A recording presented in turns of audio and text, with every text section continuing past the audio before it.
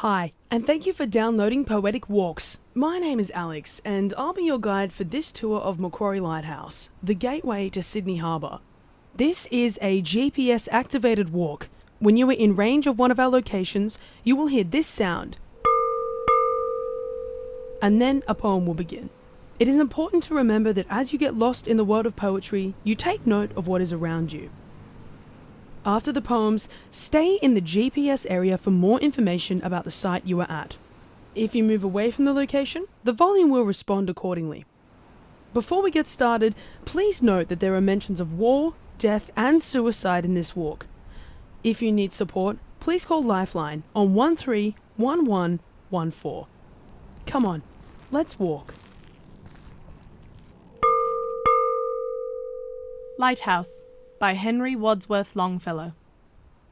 The rocky ledge runs far into the sea, and on its outer point, some miles away, the lighthouse lifts its massive masonry, a pillar of fire by night, of cloud by day. And as the evening darkens, lo, how bright, through the deep purple of the twilight air, beams forth the sudden radiance of its light with strange, unearthly splendour in the glare. Not one alone, from each projecting cape and perilous reef along the ocean's verge, starts into life a dim, gigantic shape, holding its lantern o'er the restless surge. Like the great giant Christopher, it stands upon the brink of the tempestuous wave, wading far out among the rocks and sands, the night o'ertaken mariner to save. And the great ships sail outward and return, bending and bowing o'er the billowy swells, and ever joyful as they see it burn, they wave their silent welcomes and farewells. They come forth from the darkness, and their sails gleam for a moment only in the blaze, and eager faces, as the light unveils, gaze at the tower, and vanish while they gaze. The startled waves leap over it, the storm smites it with all the scourges of the rain, and steadily against its solid form press the great shoulders of the hurricane. A new Prometheus, chained upon the rock, still grasping in his hand the fire of Jove.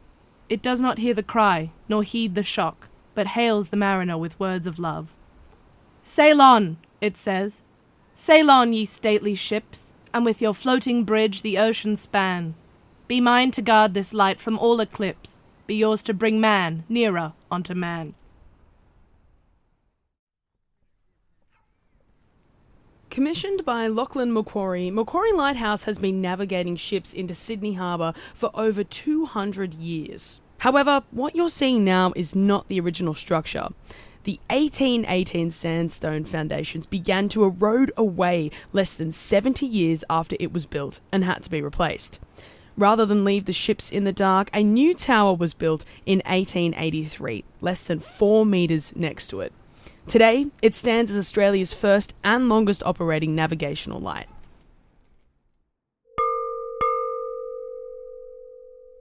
The Firing Line by Henry Lawson. They creeping through the cornfields yet, and they clamber among the rocks.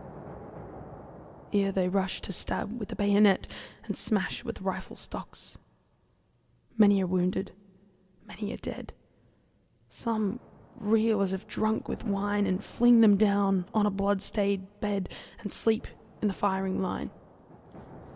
And they dream, perhaps, of the days shut back while the shrapnel shrieks and crashes and field guns hammer and rifles crack and the blood of a comrade splashes. In horrible shambles they rest a while from murder by right divine. They curse or jest, and they frown or smile, and they dream in the firing line. In the dreadful din of a ghastly fight they are shooting, murdering men, in the smothering silence of ghastly peace where we murder with tongue and pen, where is heard the tap of a typewriter, where they track the reform they mine, where they stand to the frame of the linotype, we are all in the firing line. Weary and parched, in the world-old war are we fighting with quivering nerves.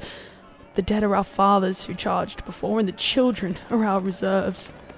In the world-old war, with the world-old wrongs that shall last, the stars still shine. My comrades and I, who would sing their songs, are all in the firing line. There are some of us cowards who hug the ground, and some of us reckless who jest, and some of us careless who slumber sound, and some of us weary who rest. There are some of us dreamers whose beds seem soft, and oh heart, oh friend of mine, the brightest and bravest of earth too oft lie drunk in the firing line. But the sleeper may wake ere the fort we storm, and the coward be the first to dare. And the weak grow strong, and the drunkard reform, and the dreamers strike hardest there. God give me strength in my country's need, through shame and disgrace be mine, and death be certain to rise and lead when we charge from the firing line. Constructed in 1892, Signal Hill Battery is one of Sydney's 3 historic coastal batteries. The rusted circular metal in the middle of the cement dugout was where a 9.2-inch breech-loading Armstrong disappearing gun once sat. These guns were prevalent during this period because of their large range and power, as well as the gun retracting back into the pit when reloading, making it harder for enemy fire to be successful. This was removed in 1937, when it was replaced by 2 6-inch Mk11 guns, which stayed until after World War II. The barrel from the disappearing gun is the only remaining battery gun in Sydney and is on display at the Artillery Museum in North Head. The Shipwreck, from Don Juan by Lord Byron. 'Twas twilight, for the sunless day went down over the waste of waters like a veil, which, if withdrawn, would but disclose the frown of one who hates us. So the night was shown, and grimly darkled o'er their faces pale, and hopeless eyes which o'er the deep alone gazed dim and desolate. 12 days had fear been their familiar, and now death was here. At 8:30, booms, hen coops, spars, and all things for a chance had been cast loose that could still keep afloat the struggling tars. For yet they strove, although of no great use. There was no light in heaven but a few stars. The boats put off all crowded with their crews, she gave a heel and then a lurch to port, and, going down head foremost, sunk, in short. Then rose from sea to sky the wild farewell, then shrieked the timid and stood still the brave, then leaped overboard with dreadful yell as eager to anticipate their grave. And the sea yawned around her like a hell, and down she sucked with her the whirling wave, like one who grapples with his enemy and strives to strangle him before he die. And first one universal shriek there rushed, louder than the loud ocean, like a crash of echoing thunder, and then all was hushed. Save the wild wind and the remorseless dash of billows. But at intervals there gushed, accompanied with a convulsive splash, a solitary shriek, the bubbling cry of some strong swimmer in his agony.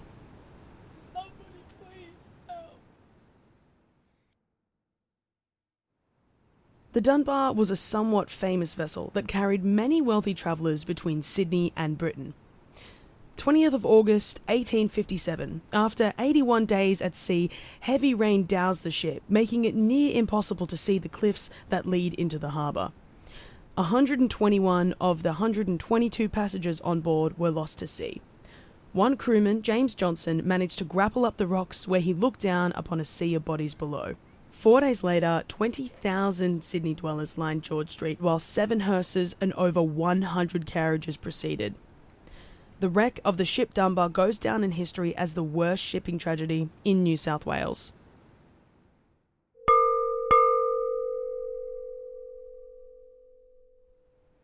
Memorial by Mary Elizabeth Fry.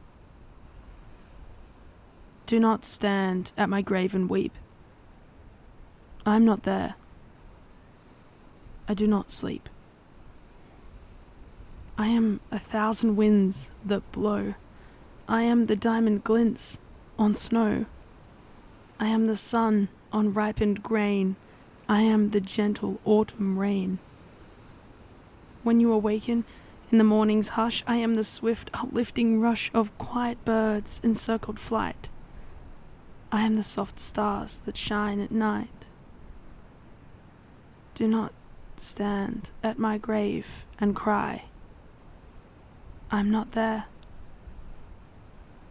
I did not die.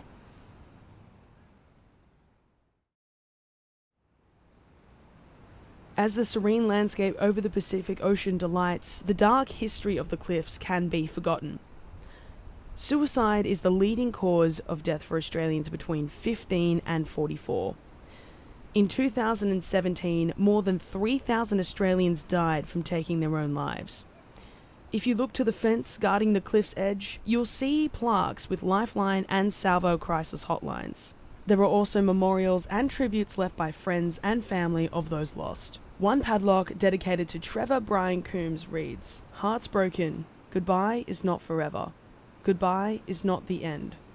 It simply means I'll miss you until we meet again."